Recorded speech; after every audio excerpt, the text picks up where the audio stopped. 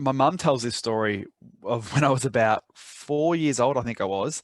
I actually drew arrows all the way down our hallway in crayon. And the way mum tells the story now, and obviously she may have changed a little bit in her memory, but the way she tells this, she didn't yell at me and didn't punish me. She just sat down and asked me, why did you draw these arrows down the hallway? And apparently my answer as a 4-year-old was, so you know how to get to my office. So I've always been entrepreneurial. I started my first business when I was in high school called Impact Plus, and we were a web design agency. This is 24 years ago. It's like late 90s. So I did, websites for local sporting teams and some friends' companies and my primary school. I was obviously in high school at that point, but I went back and did some stuff. So I've always had that sort of business bender. When I'm in Australia, obviously from the accent, and in 96 flew to America for a 3-week holiday. It was amazing. And we're in Vegas, and they had one of those green screen rooms, which were really amazing back 25 years ago. And you could get your photo taken and then you plaster on like a magazine cover, like you put yourself on like Michael Jordan's body or like some baseball player. I chose Success Magazine and put my face on Success Magazine as a 14, 15-year-old. Yeah, it's always You were a real hit with the women then. Yeah, I'm sure. Were your parents entrepreneurs? Did you model entrepreneurship? Not at all. So it's really just you were born with it. Yeah, I think my both grandparents were, so it might have been skipped a generation. My mum was a math teacher. My dad managed logistics companies, and yeah, so it wasn't in my generation, but I guess the grandparents had it, so maybe it was skipped and passed on that way. So tell us about selling parts of the MCG, which I have to say is Australia's version of the Yankee Stadium. You told me this story when we were in Vail. Were we in Vail together? It was Vail, yes. Yes. And I was dumbfounded. And it was the end of the conference. And that's where we met at the very end. Bar. And you're one of the people that I keep in closer contact with. Funny how these things work. So tell us about that. This is a crazy story. So when I was at university, I worked at Athlete's Foot, so the shoe store chain. And so when I finished uni, I talked my way into letting Athlete's Foot fundamentally support me coming to America. And the plan was to spend 6 months working at different Athlete's Foot stores across the country. So started in South Beach, or Fort Lauderdale. So 21-year-old with an Australian accent, half an hour from South Beach, didn't end up leaving, spent the whole 6 months at the same store and just basically just loved Florida. So ended up falling in love while I was there and all that sort of stuff happens. Then I moved back to Australia. My visa ran out. So I had to come back to Australia, get some stuff sorted. And the plan at the time was actually to move back to New York after I got my visa. The girl I was dating, she was from Jersey. So the plan was to go back to New York. She was going to move back there. And my goal at the time, 20 years ago, was to go and work for Donald Trump. Now, I am very glad that didn't happen for all the obvious reasons, but that was the goal 20 years ago when he was the business cool guy. 20 years ago. He was cool. Yeah, exactly. That's a nice way of putting it. I read his books in high school, and it is part of why I'm an entrepreneur now. But now that I hear who helped him ghostwrite the books and their experience with him. Yeah. Anyway, keep going. Very different stories. That was the goal at the time. So anyway, I went to Australia and a new Athlete's Foot store had just opened up. So I was given the gig to work there and help that sort of get established whilst I was working out how to get my visa to come back to the US. So it was a pretty quiet store. There wasn't a lot of foot traffic, pardon the bad pun. So I'd spend time behind the counter reading books. And this one Tuesday morning, I was reading a book by Mark Victor Hansen and Robert Allen called The 1 Minute Millionaire. Not the greatest book in the world, but it changed my life. There was literally one paragraph in one chapter that referenced a guy who back in I think it was the 80s in Jersey, bought all the timber that was the Brooklyn Bridge from New York to Brooklyn and made little certificates up with the history of the Brooklyn Bridge and an inch by inch square of that timber. And rumor has it, and word around the campfire is that he made like $2 million selling these little $20 certificates. So I'm sitting there this Tuesday morning in Athlete's Foot going, that's pretty damn cool. How can I kind of replicate that back here in Australia? And as you said, Australia's version of Yankee Stadium, the Melbourne Cricket Ground. So if you're watching the video, the actual wall behind my desk here is actually a painting, and that's the actual MCG there. So this is massive 100,000 seat stadium, and the Commonwealth Games, so the Commonwealth countries' version of the Olympics, was happening in Melbourne a few years later. So they just demolished part of that grandstand to actually improve it and make it larger, getting ready for the Commonwealth Games. And I remember sitting and going to, Aussie rules football games and cricket games and concerts and all that sort of stuff at the MCG, and sitting on really hard, uncomfortable timber seating. And I'm like, that's the idea. Take that same idea from the guy in New Jersey and basically buy some timber seats so I could get hold of it and do certificates. So I made a few phone calls and got onto the wrecking company that was doing the demolition. And they're like, yeah, we've got some timber sitting here. It's just, we haven't got rid of it yet. It's just in the back of the warehouse. But we've also got this carpet. And it sounds really weird, but the Melbourne Cricket Club, which is like a section of the stadium, is really prestigious. It's like a 50-year wait list to become a member. If you're a Melbourne person, it's almost like a rite of passage that when your child gets born, you put them on the wait list. So when they turn 30 or 40, they become a member, and they get to go to any event at the stadium, and et cetera, et cetera. But the actual members area had really famous, really ugly carpet. So it had the actual crest or the logo of the MCC. It was bright red, bright blue, really ugly, but really famous. And the wrecking company guy said to me, I've actually got some of the carpet from the dining room as well that's sitting in the back of the warehouse. And I'm like, oh, hang on a second, that's even much more prestigious and well known. So literally over the phone, basically bought it all over the phone, had to use a friend's credit card because mine was still maxed out from cocktails on South Beach. They are damn expensive and the exchange rate wasn't helpful at the time. So I had to use a friend's credit card to buy it. And then made a series of memorabilia pieces up with a photo of the MCG, a plaque telling the history of the MCG, and then obviously basically a sheet of paper square of the carpet, and then wrote a press release. 21-year-old sells the MCG for $500, and Aussie media went bananas with it. $500 per piece. Yeah, $500 per frame. Cost about $150 or so to frame up, and then obviously the rest was pure margin. And it was a great little business. About how much did you have to pay the company for the $5,000. timber? About $5,000. Because they didn't value it. They're a demolition company. They were like, this is just leftover rubbish in their opinion. So they were like, yeah, okay. Because typically what they used to do as a business, this is a very savvy business model in its own. So what they'd do is they get paid to demolish a house or a sporting stadium or anything in between. And they'd go and recycle some of the materials. So what they were going to do is turn all the timber seating into like decking timber. So they just like tongue and groove it and make some changes, just sell it as a recycled decking timber. And they weren't making it MCG timber. It was just going to be in the same pile as timber from Joe's house down the road they demolished the next day. So they had this interesting business model where they get paid to do a demolition, but then repurpose the rubbish and resell it. But when it comes to carpet, they were like, this is just rubbish. And they were not sure what to do with it. So they didn't throw it out. They left it in the back of the warehouse. So literally getting damp and kind of almost starting to go moldy, not quite, but when I grabbed it. So it was an absolute bargain really in the scheme of things. And yeah, then obviously that went on to interviews and TV and a whole bunch of crazy stuff, and got a book deal off the back of it. And yeah, that was the first seriously successful. Your entrepreneurship endeavors. So you remember how much you made, maybe, I guess, gross revenue? Yeah, quite a few $100,000. It was awesome. I got a book deal off the back of it, and the publishers decided to call the book "How to Turn Your $1 Million Idea into a Reality," which I hated because it sounded like one of those sort of 2 a.m. infomercial titles. But I was 22, 23 at the time, was like, okay, Mr. Publisher, I'll do what you say. So I didn't quite make that money, but that's what the book cover says. But we're still selling carpet today. Like, we still sell frames. Wait, you still have some of the pieces? Yeah.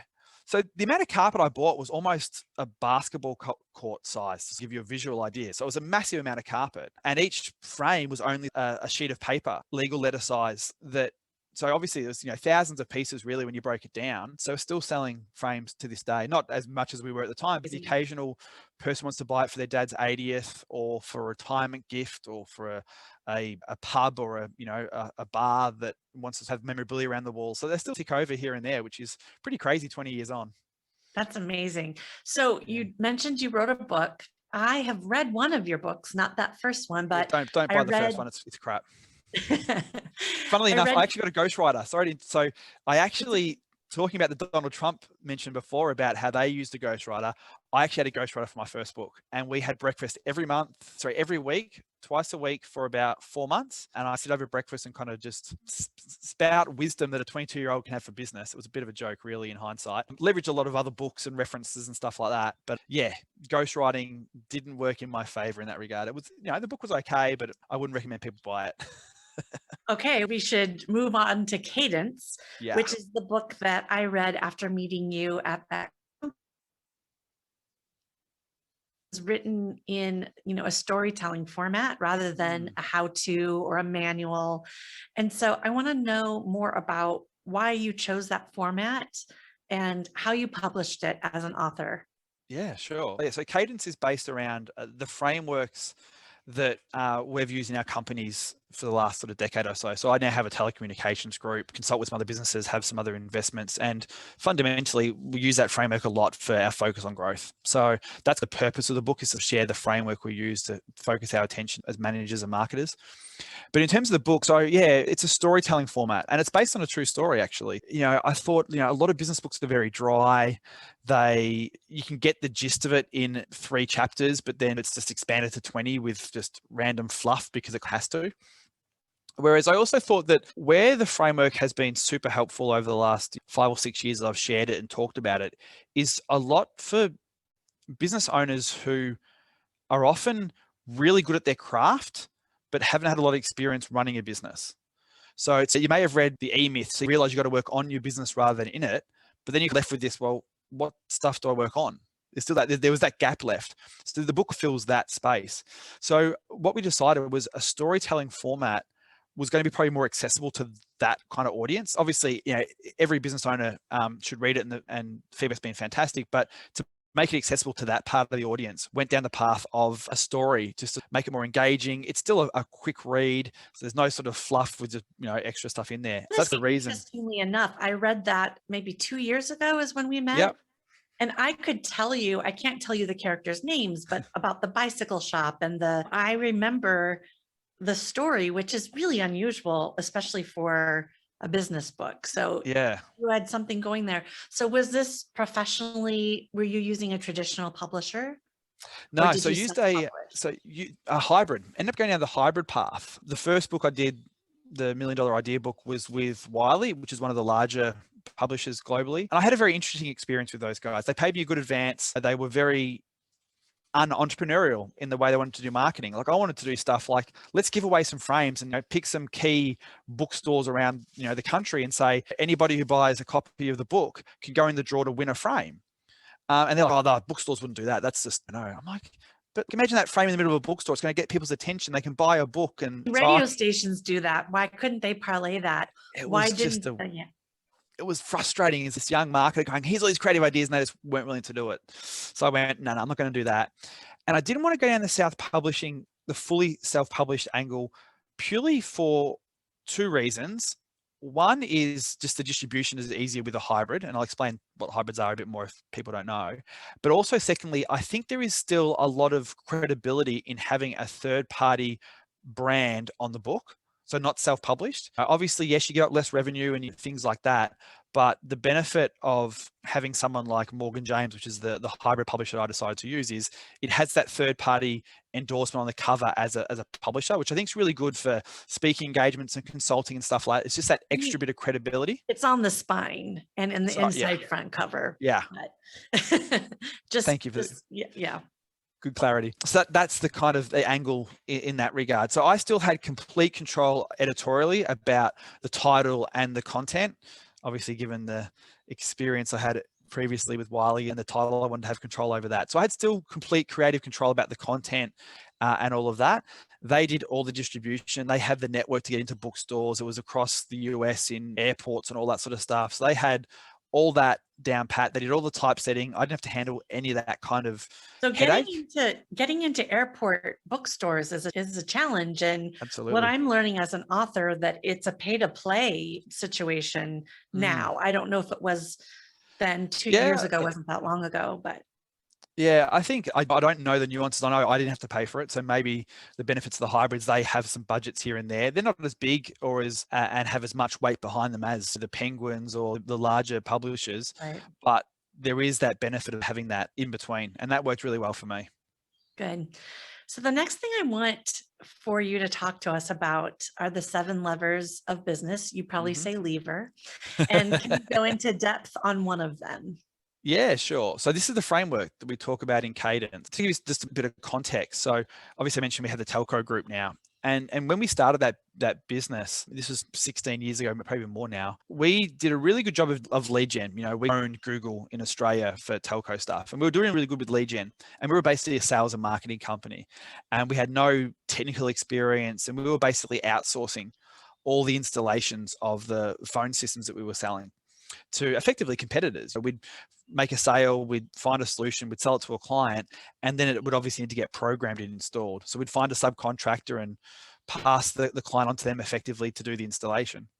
And that was still really good. Under your name still? Yeah, absolutely. It was under our name. However, to a certain extent, what was happening was if a client then wanted to make some reprogramming changes or buy an extra handset, who are they going to call? Ideally, they call us, but realistically, whether it was deliberately or not, they'd somehow get back to the subcontractor, because they were the people who turned up with the white gloves on and gave you actual service. Really, we were just making sales. So we proved the business model to generate leads and make sales, but we hit a glass ceiling. We weren't growing.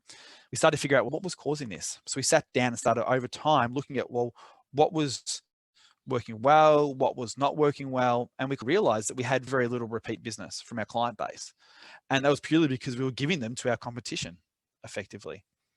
So from there, we started going, okay, let's look at what are all the things that go into, generating revenue and profit in a business, whether it was ours, whether it was a bakery, whether it was whatever they were. And we sat down over time and figured out there was only really 7 things that was driving revenue in any business.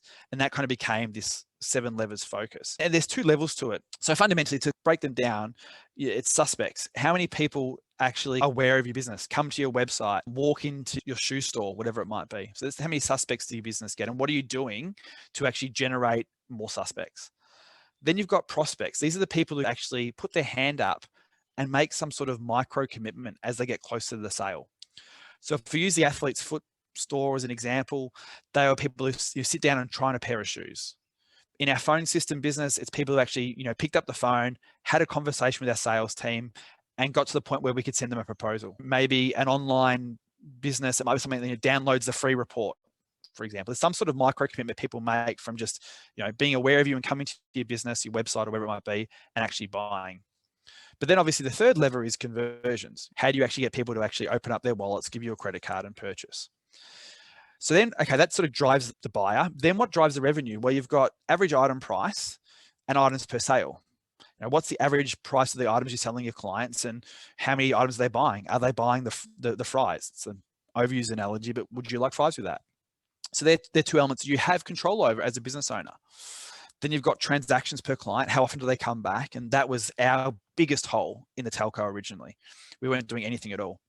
And then you've got obviously your costs and your cost management and your margins. So effectively, they're the 7 areas that drive revenue and profit in any business. Nothing overly revolutionary.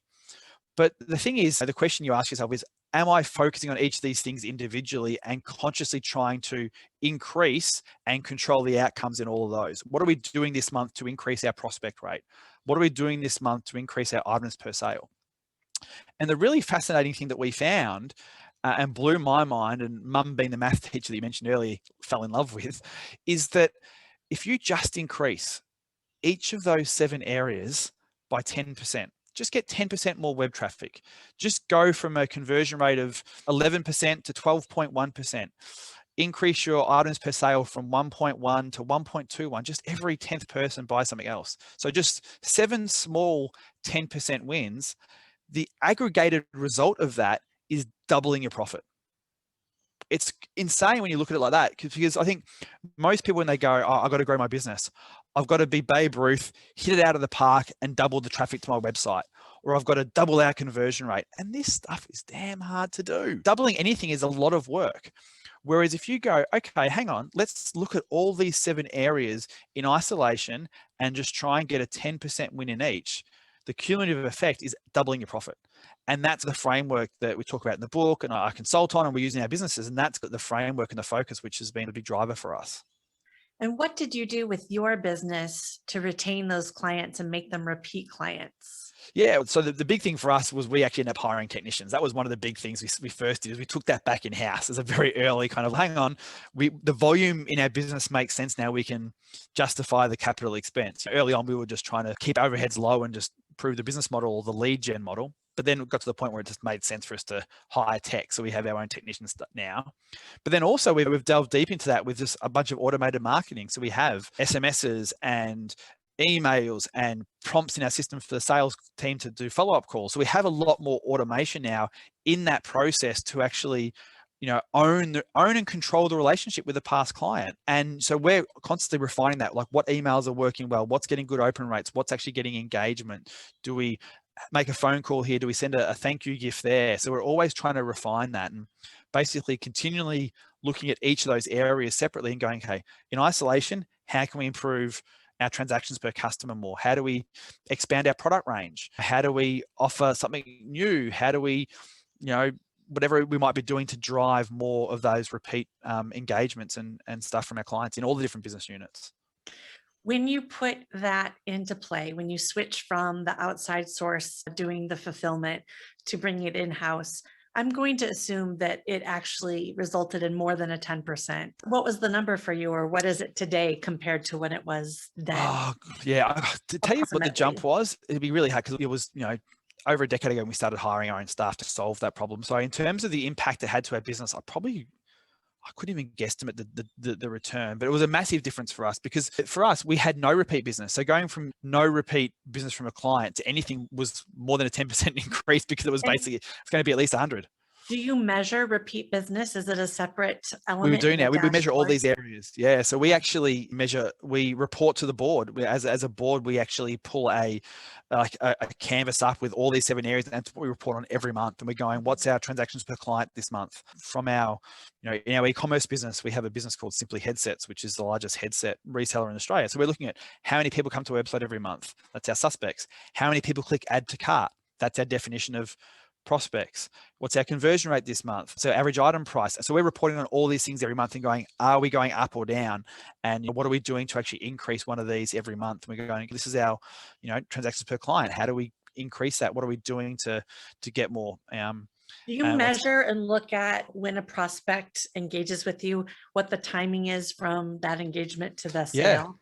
100%. So we do that across all the different business units in terms of, that's one of the things. It's like, can you increase the velocity of that prospect to conversion rate? And sometimes this is where, we can go down a massive rabbit hole in that. So increasing that sort of velocity, it might not change conversion rate so much. It might just keep the conversion rate the same, but it does free up the amount of time for your sales team to then liaise with more prospects in a particular month. So funnily enough, trying to increase that prospect to conversion velocity actually has a massive impact on your margins as well, because less touch points in your sales cycle means more prospects your sales team can deal with in a given month. And if your conversion rate stays the same, you actually get more sales through the door. So this is some of the second order consequence stuff that I find really fascinating with all of this, in terms of how you do something like that. It actually affects a different lever, and being very conscious about that, you can really play very cool chess games inside your business. You mentioned deciding whether to send a client an email or a call or a gift, and that kind of resonated with me. What kind of gifting do you do with your clients? So things like this. So we have, people who are watching the video, we have a little, what looks like a pill jar, and it's full of just jelly beans. But on the front cover, it says telco headaches, pain relief for phone system confusion, expensive phone bills, and NBN nightmares, which is our data. Side effects, smooth installs, lifetime support, call savings, and expert advice. So we could just do fun stuff like that. So it's things like that that aren't just the usual kind of, here's a t-shirt with a name on it. We're also a big believer in John Ruhlin's giftology approach. I don't know if John. So that's why I asked you. I wasn't planning on asking you, but I do know John's approach, and I find it very fascinating. And that's what I wanted to see, what you came up with. And what you came up with actually is very different than what John is teaching, because he's not teaching about Cutco knives, but really surprising and delighting people with something big for not just them, but their families. But I really like what you just showed us. Yeah. And like literally it's something simple. Like I write as a CEO, I write a handwritten note to every new client we get, not in the headset business because it's too much volume, it would kill me, but in the phone system side of the business, which is larger sales, is like just a personalized note. Dear John, I heard that Richard was able to help you out with your new phone system solution.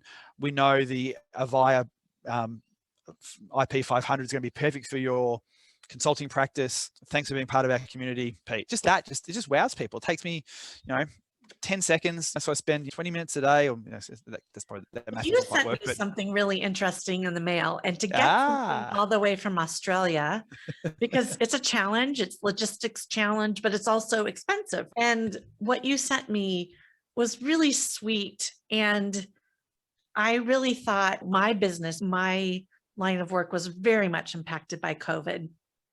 yeah. So what I got from you, the cute little matchsticks in the glass bottle, really meant something to me, right? Yeah. So the note, you probably need to explain the note to give it context. Otherwise, why is Pete sending matches in the mail? It sounds like. yes. So what I did at the start of this year is I sent probably close to 50 of them, I think, around the world. And they were literally just like a tiny little glass jar with a bunch of matchsticks in it. And then a note basically saying, for many, 2020 can burn in hell. I hope in 2021 you're on fire, Pete. I think that was almost the verbatim Something note like that I that. sent. Yes. Yeah, and I sent to 50 just friends around the world that sort of was like, particularly people I know who got hit by COVID because it sucked balls. And it's just different. It's like I can send an email, but that doesn't really make the impact that an actual little gift. And I know people have got it sitting next to their desks now, and they just look at it every day and just remind them to go, no, I can be on fire. So yep. Thank you yeah. for that. And thank you for the ideas, really. Yeah. So what right now is one of the biggest challenges you're working through in your business? I try to ask this question of everyone because I want to show entrepreneurs of whether you're just starting out, whether you have $100 million business, everything in between, there's always going to be a challenge. So Yeah. right now, sitting there, what is something that? Yeah. So we've had two massive challenges in the last year, all because of COVID, and at both ends of the extreme. So for us, in the headset side of our business, headsets became like the new toilet paper during COVID, in that everyone started working from home. So everyone needed new headsets and stuff like that. So that business went insane and it has scaled up in terms of just, the business was massive anyway, but then just March, April, May last year was just frantic in terms of just the volumes of sales we did, and having to just deal with logistics of getting planes in from Mexico, working with our distributors to get stock in. It was just an absolute nightmare of and a are good you selling to Australia specifically? Mostly? Australia only. Yeah, so we're purely Australia based, yeah, which is still a decent sized market. So that was a great problem to have, but just trying to pivot and deal with the volume of orders and back orders and stock management and just all of that was just insane. And the web team had to deal with just making changes to the website almost daily just to keep up with just communicating with the clients and dealing with a whole bunch of stuff that we never had to really worry about in the past about certain things we were doing. So that was one element of it. The other side of we've got an interesting challenge in that the phone system side of the business has been shaken really heavily for two reasons. So in Australia, we're rolling out what's called the National Broadband Network. So basically putting fiber across the whole country for data. So that's been going for about 5 or 6 years, and it has really made a massive impact to our business in a good way, in that everyone has to do something with their phone systems, because literally the country is pulling out the old school copper telephone lines and replacing everything with data. So basically everyone's phones, from home phones to business, has to be over IP now. So it's basically VoIP across the whole country. So that's been a really good problem for us generally in terms of creating a whole bunch of demand. But also when COVID hit, that fast tracked the change dramatically too, because as everyone's sort of having to start working from home, a traditional office phone system, which would be in your office with your handsets, became redundant for so many businesses. They had to go not just VoIP, but purely cloud or hosted phone systems. So that changed the market dramatically. And we sell into that space, but obviously that changed a lot. But also too, the interesting thing with hosted phone systems is traditionally, if you wanted to buy a phone system, you had to deal with a phone system company because it was a very bespoke, custom kind of solution. So you might call your IT company and go, hey, we need a new phone system. Can you help us? They'd be like, no, we don't do phones. We do IT. But as the world changed and hosted becomes a very different type of solution, IT companies have gone into our space. So we've had a massive shift in our competition. So for a lot of clients, they've got a trusted relationship with their IT company that they now go to, can you help out with our phones?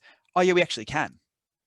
So we've got, our challenge right now is a very significant shift in the marketplace and some massive headwinds and shifts in our space, in that traditionally we could just live generating our own phone system leads. But because IT companies who are the trusted advisors are now competing with us, it's a very different shift in the buying cycle. So that's a very different challenge we're facing in that business, purely based on COVID fast-tracked it. NBN and VoIP stuff has just been fast-tracked as well around the country. So we're facing a massive market shift. It's not that like, oh yeah, our marketing isn't working anymore or anything like that. It's just like the whole market and the way people are buying has shifted almost 180 in the matter of sort of 18 months. So is it that's an employee and hiring situation in addition to your messaging and your marketing? It's an interesting thing. It's so the way buyers are going through their customer journey in terms of looking for the way they search and look for solutions is very different. Do we want to pivot into being an IT company as well? That's a very different change for us. You want to acquire, would you acquire an IT company? Yeah. So we're going through all this sort of from scratch. Absolutely. I wouldn't want to do that. But this is all the strategic things we're having discussions at the moment is how do we deal with a complete market shift? I think most entrepreneurs, it might be there's a new competitor moved into our area, or we've got some staffing challenges, or we want to expand our current marketing reach because the way you grow your business is, oh yeah, we're no longer going to be in California, we're now going to go into Texas and we're going to expand. So they're those sort of challenges. It's not often that an entrepreneur faces a complete market shift because the actual market completely changes. It's a very unique problem to actually try and solve. So it's a fun challenge at the moment, but it's a challenge nonetheless. Right. So lastly, I want to talk about what one of the strategies, one of the bigger strategies that you're focusing on now for growth and scaling this year. I'm going to assume you want to scale and grow because I know Always. you. But is there one thing that you're doubling or tripling down on to achieve growth? In the headset business, we're expanding that side of the company into a lot of the sort of the VC stuff. So we're to increase our reach for suspects and to increase our transactions per client and also to affect our items per sale. Not so much that because people generally come with a particular problem to solve and it's hard to expand their purchase behavior, but fundamentally going into a lot more sort of video conferencing products and webcams and that kind of stuff as a product line extension of the headset business. That's where we're doubling down on and looking at doing that quite a lot because that's going to allow us to increase the reach of more suspects for that business unit. It's going to allow us to be able to have go back conversations with our headset clients around what are you doing around other communication around you got your headset, but what about webcam and how you video conferencing and all that sort of stuff, because it's a very nice product line extension that allows us to increase our transactions per client. Because you buy a headset, you're not probably going to buy a second headset. It's not like a pair of shoes. Whereas a business buys one for the reception team, but then everyone needs extra headsets. So there is additional headset purchases particular for a client, but there's only so many heads in a company that want to wear a headset. So it's like, well, how do we expand that? Are you a reseller? Yeah, so we're one of the larger resellers of Jabra, EPOS, Yealink, Poly, so that kind of brands that most people probably heard of in that sort of business space. So I'm looking up at my computer. I have a Logitech Brio camera, and then I have a Lume Cube light fixture. That's a San Diego-based company. I have a Rode mic. Yep. I have a frame, very heavy boom mic stand here. And then all the cables. I have a USB port that has to take in all the cables. So are you expanding into all of those things? I just probably not going that far. I don't think we're going to go into the podcast space. We're very much in that B2B space. So we have, not that podcasting is not a real business, it absolutely is, but that's the clients we work with traditionally in that space is an organization who's now doing lots of Zoom calls or team meetings, but want their staff to look good. Okay, we'll do a webcam. Poly's got some really interesting stuff coming out with webcams and really good mics all in one and that sort of stuff. I don't think we'll get into the boom mic space, but webcams, some speakerphone stuff, that kind of stuff. I think if we end up going to the whole road space with all that sort of stuff, that's a massive rabbit hole in a whole different world. It's probably too much of a jump to start with. We want to expand in a controlled way. So we'll do stuff like small webcams and really high quality stuff there, some basic light stuff, and then a lot of sort of conference room stuff. So it's interesting. Conference rooms are coming back in a big way here in Australia. Obviously, we're very lucky in our COVID situation. I don't think the country's had a single community transmission for like close to a month now. There's a few in hotel quarantine, but they're dealing with that. So we've been very lucky being an island. We had some pretty crazy lockdowns last year too. So we had a 3-month patch in Melbourne where we couldn't go more than 3 miles from our house and we're not allowed outside for more than an hour a day. I'm sure in America you could not get away with that. Australians, we were originally a colony of criminals from the UK, so I guess we're good at adhering to laws. I don't know. And you had Tom Hanks as your celebrity. And we had Tom Hanks. Exactly. He started it. He was one of our first. Yes. So he put you guys on the map. Yeah, exactly. So we're really lucky now in that COVID kind of isn't really here. We've got a lot of restrictions in place to manage that. It's basically life back to normal. So particularly in Australia, people are coming back to the office a lot more, doing that hybrid workspace, and conference rooms are coming back up with video conferencing and stuff like that. So there's a lot of larger kind of conference room stuff we're doing as well.